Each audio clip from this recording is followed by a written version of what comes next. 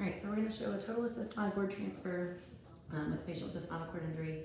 In this instance, we're doing total assist because we're assuming that she requires more than moderate assistance to sit at an edge of mat in an anterior posture position. That's kind of our clinical determination there, is if they require more than moderate assist, we would recommend a total assist transfer. This also works if the patient just doesn't have good upper extremity activation. So for this transfer's sake, we're actually going to have her either keep her hands in her lap, or they can be outside her lap, but they're not actually doing any functional part of the transfer. So the wheelchair is angled, about a 45-degree angle. We've got the brakes on already. We've already removed the side guard armrest that was on the right side, just for time's sake. I'm going to start by pulling her hips forward. We don't just want to pull the hips forward, but we also want to pull the leading hip more forward than the other side. So she's already starting to get like on that diagonal angle.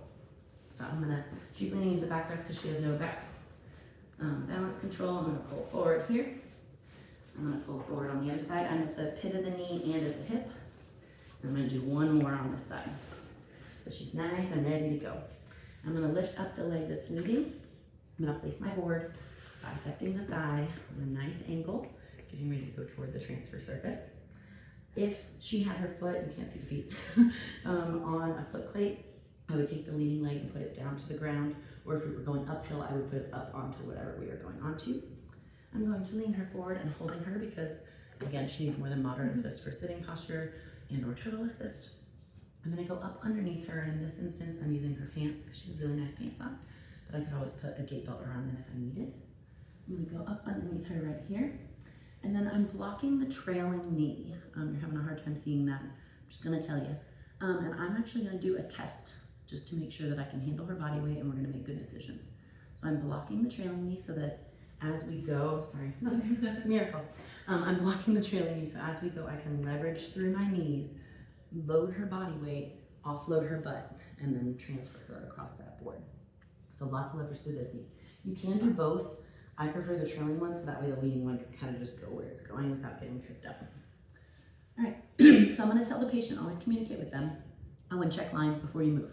Make sure there's no Foley or anything like that. I'm going to rock her body weight onto me using my knee as a leverage. So I'm going to say, hey, I'm just going to load you real quick and just see how this transfer is going to go. We're going to do a little preparation. So 1, 2, 3, I'm going to rock you forward. 1, 2, 3. Good. I can see how much that I'm going to be able to get her butt off by blocking at her knee in the front. So then I'm going to say, all right, on the count of 3, I'm going to progress you across this board, up and over onto there. So on the count of 3, 1, 2, 3.